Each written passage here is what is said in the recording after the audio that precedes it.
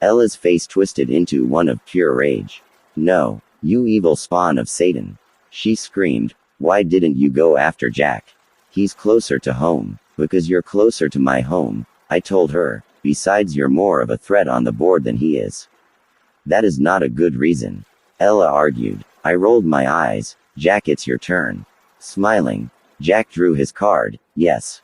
He hissed as he placed down a 1. Grabbing one of his pawns, he moved it out of start.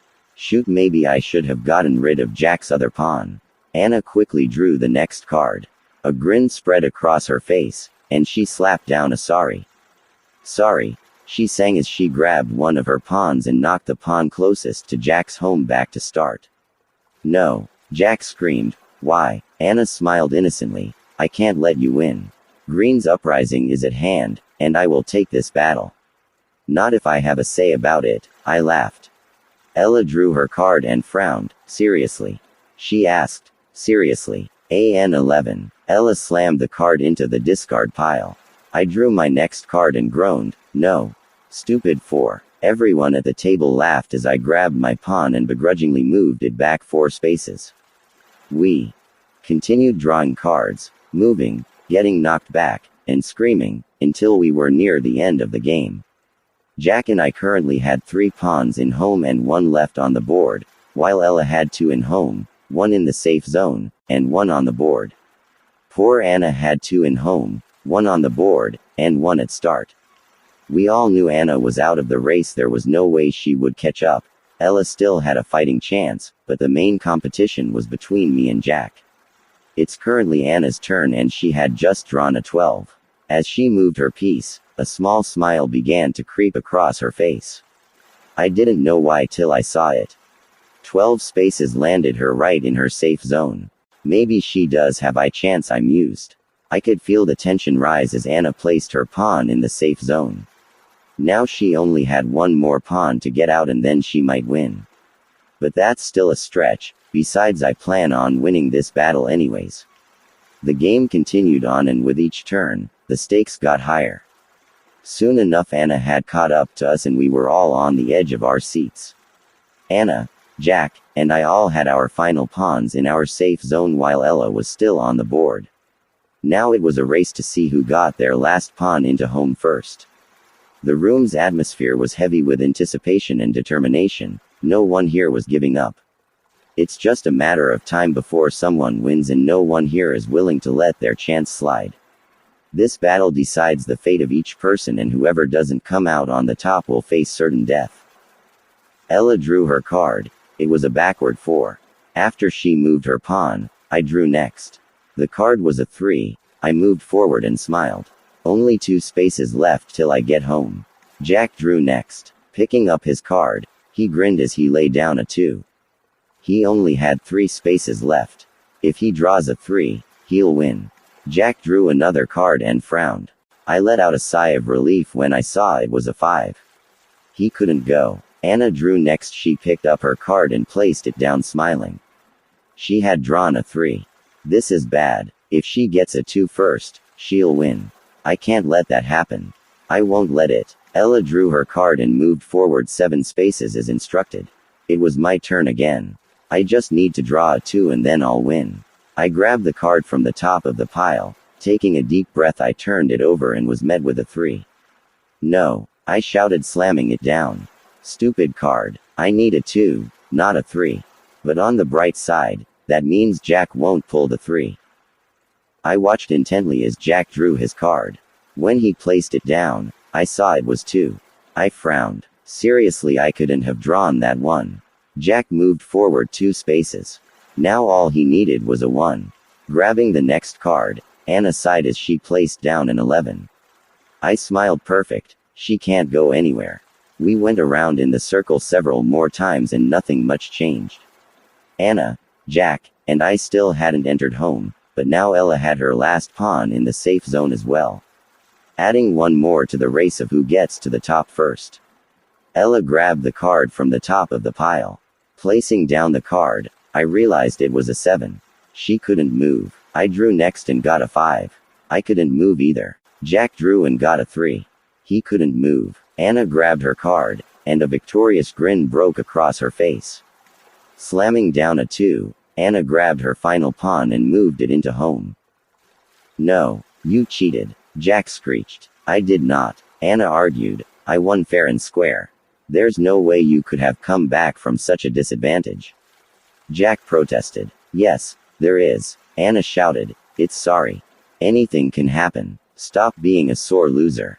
Both of you stop yelling before the neighbors come over and tell us to quiet down. Ella yelled. You're yelling too. Both of them shot back. Guys, quiet down, I hollered. Use your inside voices. We're not in kindergarten, Ella argued. Well, you're acting like it, I shouted. Now lower your voices. Gosh, okay Mom, Jack muttered. Well, now that that's settled, Anna said, I do believe it is time to crown me the winner of the battle. I sighed. It is. Anna grinned. That also means you have to give up your winning streak, Luke. I know, I muttered. My ceremony will take place in the living room, Anna declared, getting up from her seat at the table and sauntering over to the couch. After the first day of battles, we decided to wage war again. We agreed that whoever won the last battle would be crowned champion until they were beaten. The first crowning was very simple, just declaring them the winner, but over time they became more extravagant. Now there is a whole speech and a giving up of the crown from the former champion. Things can get very interesting. Getting up from the table, we all walked to the living room. Upon entering, we found Anna sitting on the couch with her legs crossed and hands on her knees. Come in, she said, beckoning us over to the couch. When we got in front of the couch, we got in a line and bowed. Anna grinned. No need to be formal, just carry on with the regular procedure.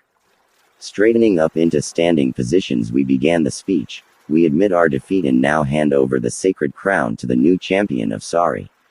We will not judge how the game turned out, but accept the results and will no longer argue on the matter. Let us accept our new champion with great joy and hope for their demise in the next game. Anna's grin grew impossibly wider. Now Luke, it's time to give me your crown. Stepping out of the line, I went up to the edge of the couch and knelt before Anna. Bringing my hands up to my head, I removed an imaginary crown and held it up to Anna. Great champion Anna, I said, I present to you the champion's crown, and I give up my winning streak of 6 battle days so that it no longer holds any power. Anna smirked. Thank you, Luke, I will take good care of the champion's crown. Now rise. The crowning ceremony is now over. Taking the imaginary crown from my hands, Anna placed it on her head and stood up from the couch.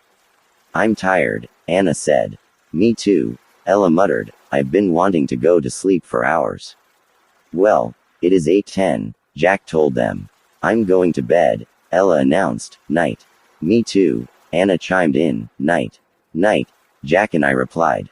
With that, Anna and Ella left the living room and went to their room.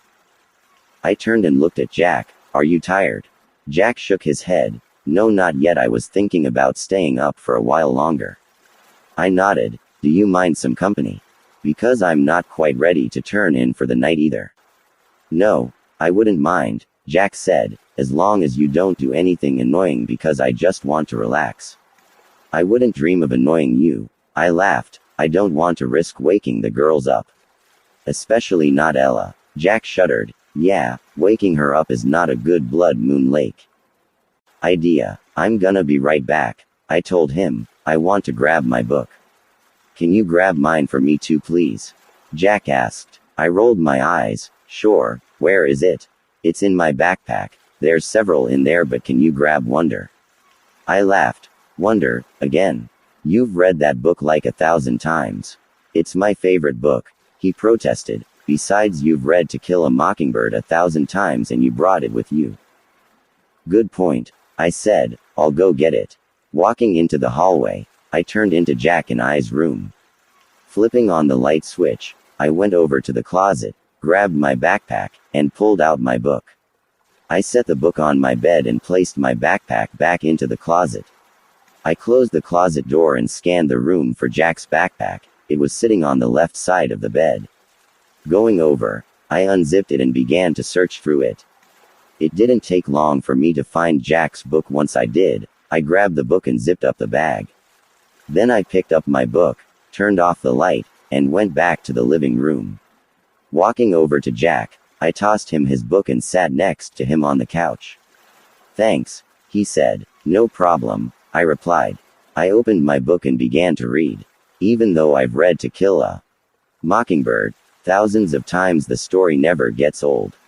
The characters display how much thought the author put into the book, and the story is incredible. No matter how many times I read it, I don't think I'll ever grow tired of it.